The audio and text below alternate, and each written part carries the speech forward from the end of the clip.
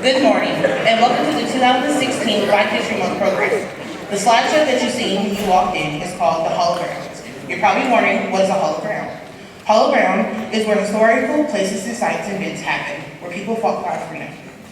Please give a warm welcome to Sarah Copeland as she identifies the ironic figures of Black History Month Congress.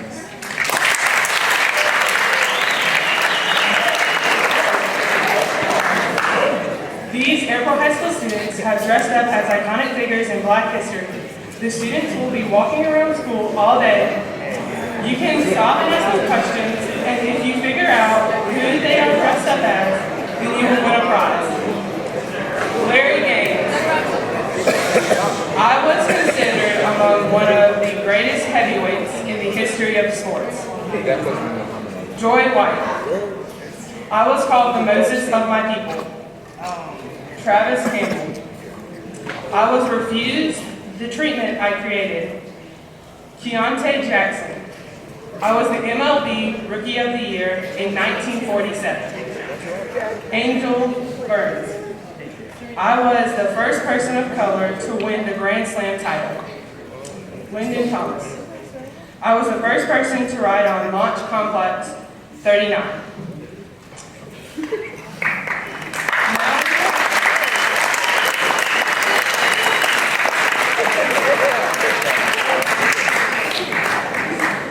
Now we will have Bobby Mitchell singing an African-American spiritual, Sometimes I Feel Like a Motherless Child.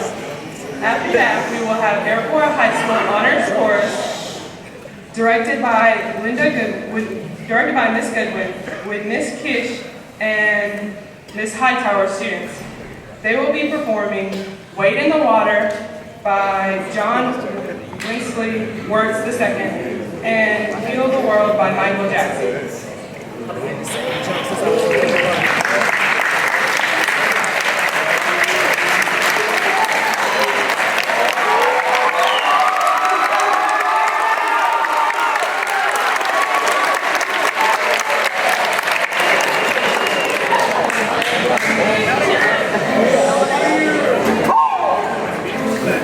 Sometimes I feel like a motherless child. Sometimes I feel like a motherless child. Sometimes I feel like a motherless child.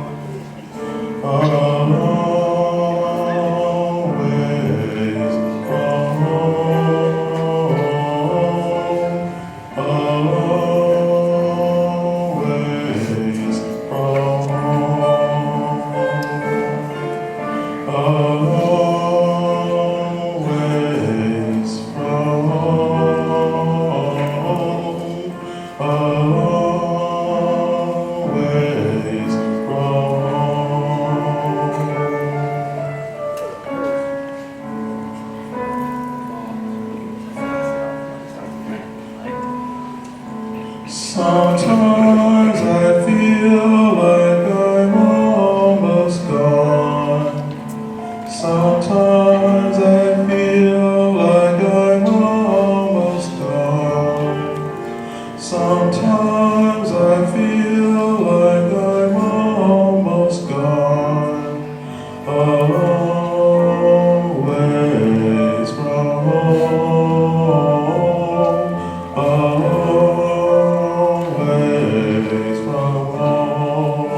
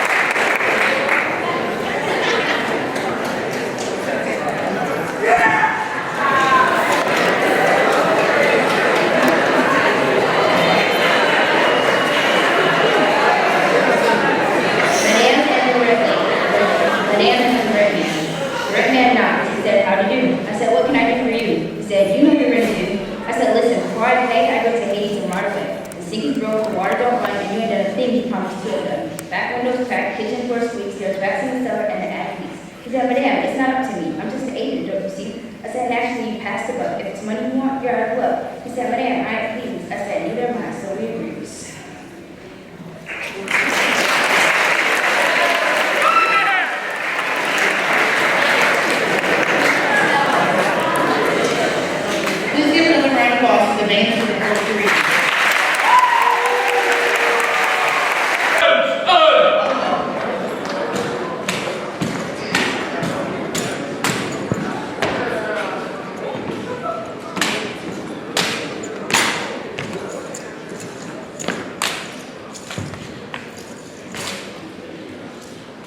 Ma'am, we have prepared for you today armed exhibition duet, and we respectfully request permission to utilize your drill area. Ma'am. Carry on. Ma'am, thank you, ma'am.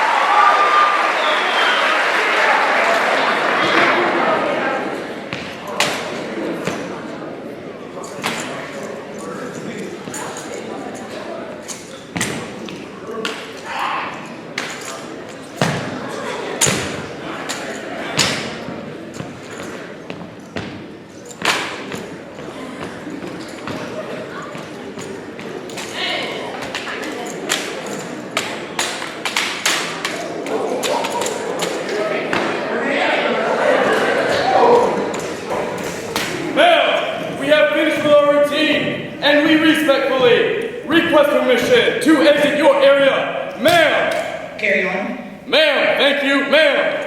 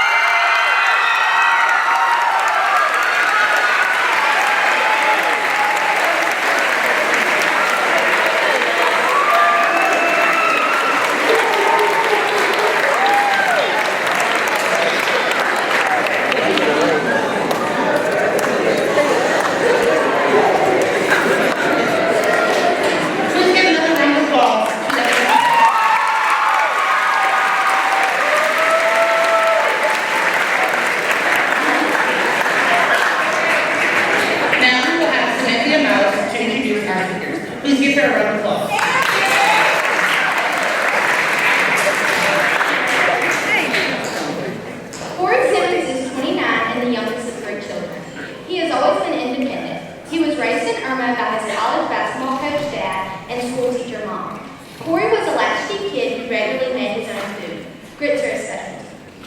Given his height, 6'5", you'd expect Corey to have a basketball career. His father was the assistant of the South Carolina State University basketball team, having previously coached Patrick Ewing at Georgetown. All through school, his father planned for Corey to play for him when he graduated from Dutch Fork High School, to the point of telling scouts to not even bother with him. Corey wanted to major in athletic training, which South Carolina State didn't offer. So he told his dad he wasn't going to play for him. It's a decision he knows was the right one, even though it disappointed his father. Now, 33 years old, Ramon Dickerson was 9 when he discovered food and cooking. A junior master chef before his time, Ramon has always had a passion for the kitchen. Raised in Irma, Ramon grew up believing he could do anything. The youngest son of a banker and a school teacher, he initially had dreams of being a garbage man because of the cool truck. Despite having played football and doubling as a cheerleader at Irma High School, Ramon surprised no one when he decided to major in theater in college at Francis Marion University until he left to form a band. Regardless of the multiple directions his life has taken him, the one constant has always been food. Having always worked in a restaurant in some capacity, flavor combinations come naturally to him, and he has an endless curiosity about different cuisines and dishes. Even now, his second job is teaching cooking classes at the Columbia branch of Charleston Cooks. Ramon teaches amateurs how to cook anything from Moroccan cuisine to chocolate souffle. Corey and Ramon are best known for their food truck business, Two Back to Black. They started in November 2010 and soon were one of the most popular food trucks in the Southeast. This later translated into having their own reality show on the Oprah Winfrey Network. Please welcome Corey Sims and Ramon Dickerson.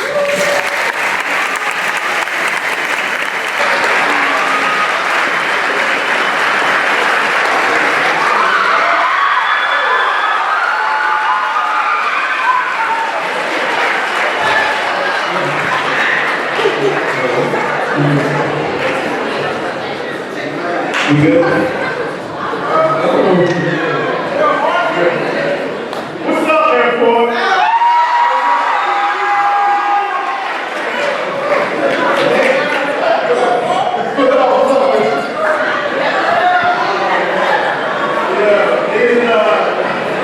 It's nice to be here. Thank you guys for having us. And you know, the support is awesome. But we gotta tell you guys. We've done a lot. We've done a lot. You know, there was a time where we were flying first class around the country. We was at nice hotels, everything was paid for. The steward is the worst part of the time. Hardest of time. I mean, the fact that peanuts are correct. Yes, man loves his peanuts. And you know, we walked up the plane one time, sat down in first class, and we looked to the left, and we were like, no, what up, Tia? You know, sitting right there, right?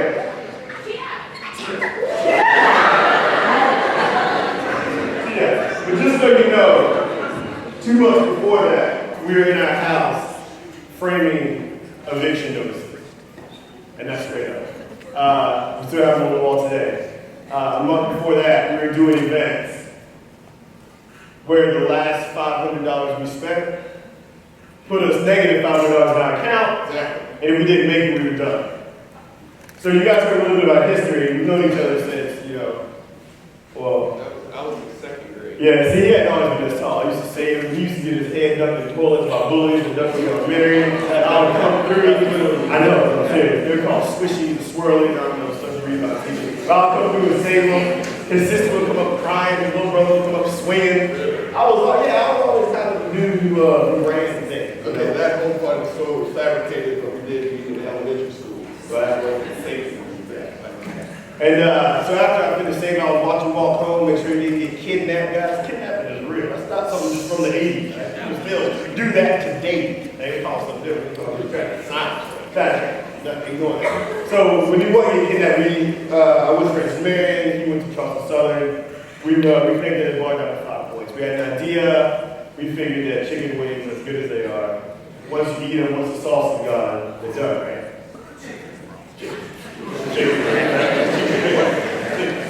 But we figured, what if you bit into a wing, right? And instead of having the mac and cheese on your plate, you have the mac and cheese on the inside, right? Or if you took and you bit into a wing, instead of having a bacon and cheddar jack sandwich, you have a chicken wing with bacon and cheddar jack on the inside and barbecue sauce on the outside. That is fun. That is fun. So that's what we did. We figured out how to do it. We did it. We figured out where we could sell it. We persevered. We pushed it. We were on a show called Eat Street. It was on the Cooking Channel. Food Network Bias, Food Network Canada, Food Network Europe, and then we were international. We had people from Australia calling us, wanting us to ship wings over there. I have an Australian girlfriend. He has an Australian girlfriend.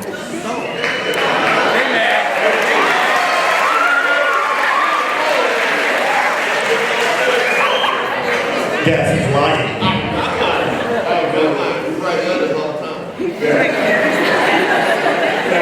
He's also best friend with Vince, I'll tell you. So yeah, you know, we've been all across the world, but we did it. We did it because we failed, really. Let me be honest with you guys. Like, We failed a lot. yeah.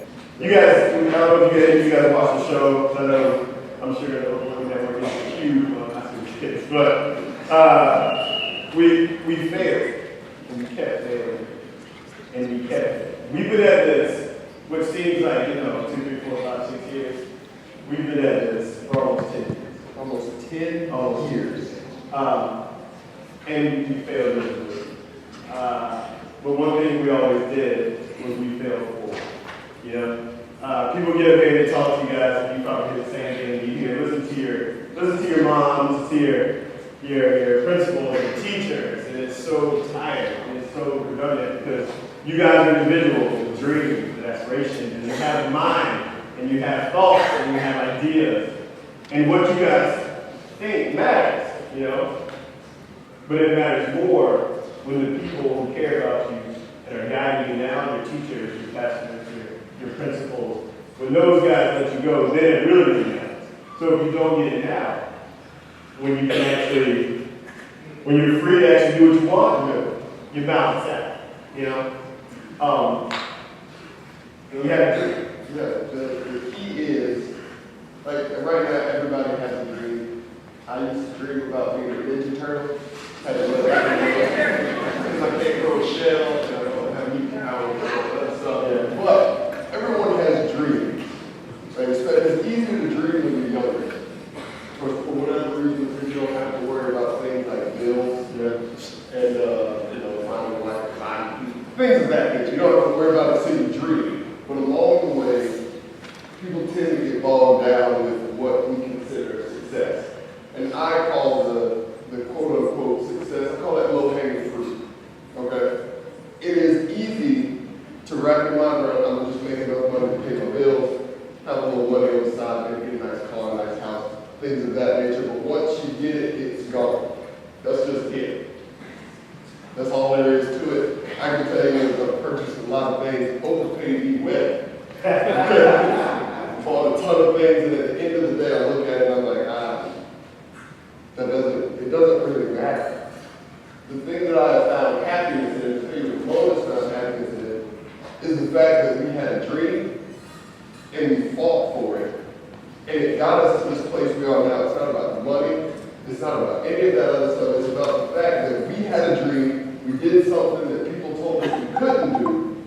We failed forward. Never gave up on ourselves. And now we're sitting here able to talk to y'all off of something that we created out of our mind. 100%. He talks about being successful. Where's your wealth? You know what I'm saying? Is your wealth in Jordans? This man has a lot of Jordans, by the way. Want you to know something? I enjoy my kids. He loves his 10.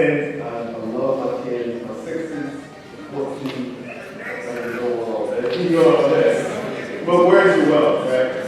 Where's your wealth? Is your wealth your Jordans? Is your wealth your bikes and cars and money? Is your wealth your spirit?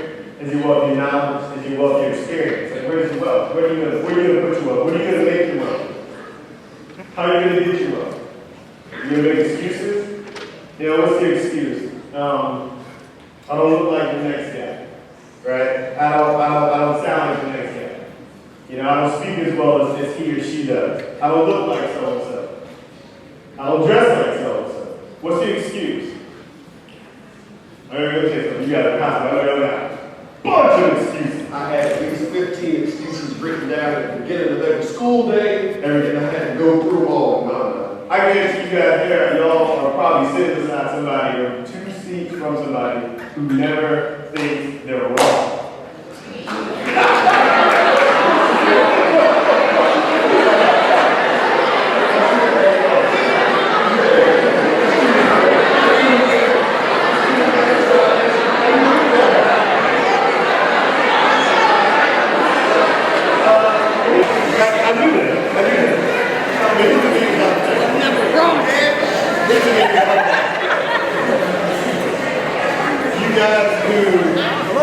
You guys who don't feel like you're ever wrong, you guys might be leaders, but at some point in time, you gotta be wrong, because you gotta listen.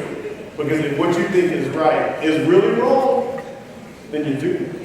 You know, that's failure that you're not getting granted. Failure's a gift, man. Failure's a gift. The way we do our ways, which we will not tell you, but the way we do our ways, we changed it 4 to 5 times. Why? Because it worked once, and then under certain conditions, it didn't work as well as it did. We had to prepare them a certain way for cooking, hot holding, just having waiting. We had to prepare a certain way for shipping, for freezing, for reheating. If we stayed with the first thing we did, we'd have been done. So a lot of you guys, what's your excuse going to be? Where are you going to find your wealth? You know, where's your dream going to be? Are you going to die? Do not put boundaries on yourself, man. No matter what you do, man.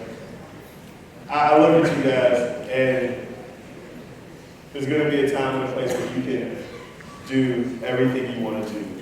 Monetarily, spiritually, physically. You'll have the freedom, you'll have the time, you'll have the place, you'll have the lack of boundaries, but just do not forget that moment. Don't forget the moment now when you sit in here and dream, and then a year or 2 from now, when you have the time to work on that dream, just don't forget that moment. Because as soon as you do, even if you join the army, that's not a death sentence. You know what I'm saying? You graduate high school, you get a 9 to 5. You work in a 9 to 5 with a good business, that's not a death sentence. You know what I'm saying? What you doing with your hands, and in a factory, that's just what you do to sit down and be able to free your mind and dream about whatever you really want to do. We would have never been here if we stopped dreaming. We would have never been here if we let somebody tell us we couldn't do it. And I know this is all like really trite, we've done this what everybody says, but like I said, man, I wish we bought the eviction notices to show you guys. Because they're real. Richland County Magistrate. Yeah, they just dropped that one off person. 90 days of action. His Jordans were almost on the sidewalk, almost had sell. They almost turned into the yard sale. I'm glad I still got it. Yeah, man. So that being said, you guys have we take a few questions. We have time. Got it.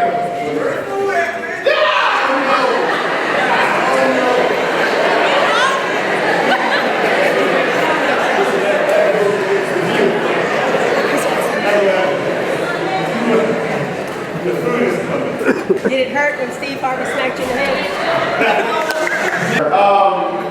That man doesn't have, he's not, you know, his hands aren't small. The man's like 6'4", 6'5", he's a grown man. It feels good. And this man's letting, roll with positive people, man. Don't roll people with these stuff. Steve Harvey looked me in the eyes and I knew something crazy was coming. I cut my eyes out. My mother saw that in the video. I cut my eyes out and he was like, no, and then he went to me like that. We have to do stuff that way. Guys, where are your excuses going to be? But yeah, guys, you know, I think we're happy to be here to talk to you guys. Every single person we talk to, we just tell them you fail forward and you just big. There's going to be time. Last thing. Sometimes you got to acknowledge when your dream might be a little crazy. You know what I'm saying? If you have to tone your dream down to make it more attainable, to build that crazy, do that. Here's what I'm saying. We didn't sit here and try to stuff a whole hog and sell a whole hog. That doesn't make sense. Nobody wants to stuff and eat an entire hog. Nobody wants to buy a whole stuff.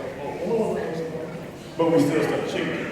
And now they're calling it one of the best snack foods / favorite foods of all time. And you know, and we're not even past out the line. So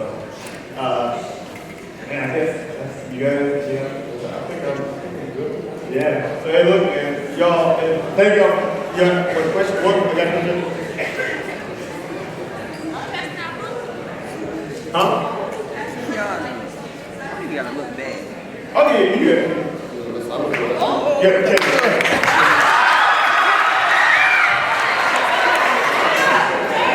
So, what do you guys have to say to the inspiring guys?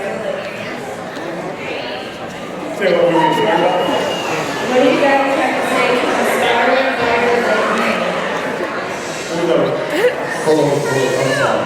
She shared a dream and y'all like kind of stepping on it. It's okay. My bad. Go ahead, Tim. So, I'm an aspiring writer. Okay. Do you have any advice for me? Yes, absolutely. I was a theater major at freshman, and your writing is your heart. It's your creativity. It's what you feel. It is your own spirit, it's your soul that comes out of your brain. That's yours. All right? Don't change it for anybody. You might have advice from teachers and professors on grammar and structure, but the words that come out of your heart and into that pen, those are yours, and don't change them. Right pure, right from your soul, don't ever stop. That's real.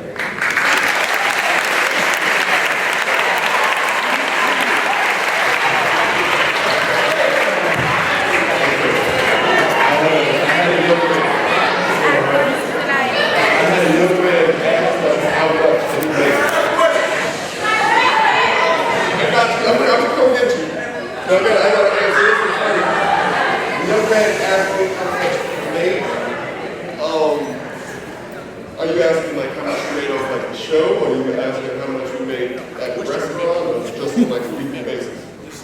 Yeah. On a weekly basis? Okay. Now that question is answered this way, and I hope you can stick with me on this, okay?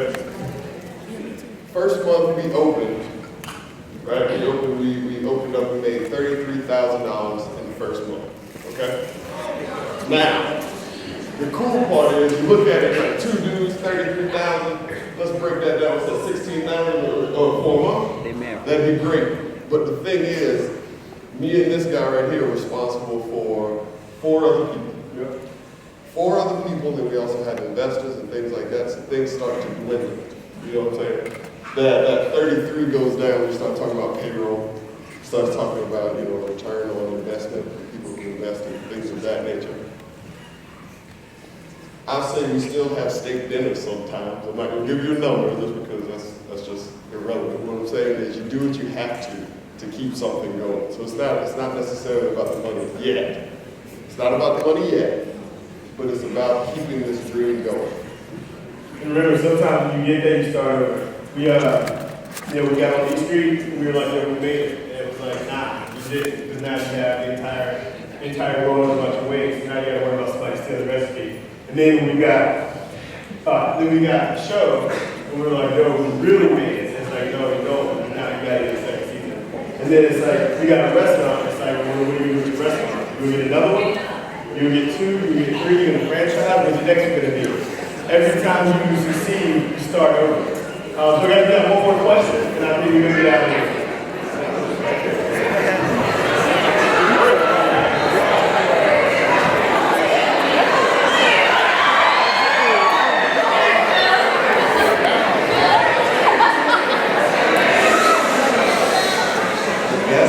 What is the best flavor that we sell? I would say it's 3 flavors. The first flavor is mac and cheese, candy, mac and cheese, and chicken. Then we have one that's sauteed collard greens and rice.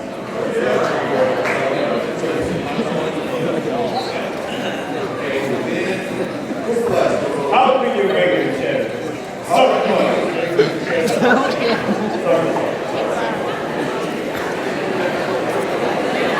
Hey guys, we appreciate everything. You guys got here. But everyone said, you guys are amazing. You have so much going for you. And we hope that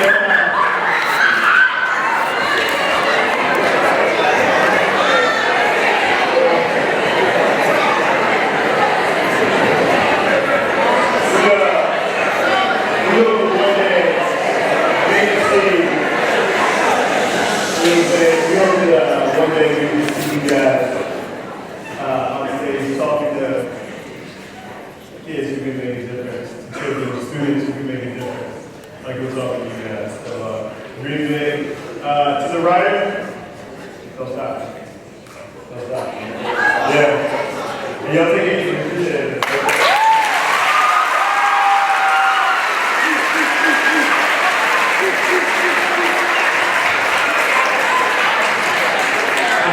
I want to say with me because I have a quote that I want to share from Martin Luther King Jr. because you said it even better, I think, than he possibly did. And that is the ultimate measure of a man is not where he stands in moments of comfort and convenience that you talked about, but where he stands in times of challenge and controversy. And so you definitely persevered. It's always easy to follow the group, but it doesn't always mean that the group is right. It's much more difficult to do the right thing when your friends or even society wants you to do something different, or your dad wants you to do something different. It is my hope that we can all recognize that we are different in many different ways, not just color, but that it is these differences that can make us stronger as a group. Many times we look at differences as a way to separate us. I hope that today and going forward, that we will also see these differences in all of us as something that can make us stronger and unite us. Corey, Ramon, thank you all very much.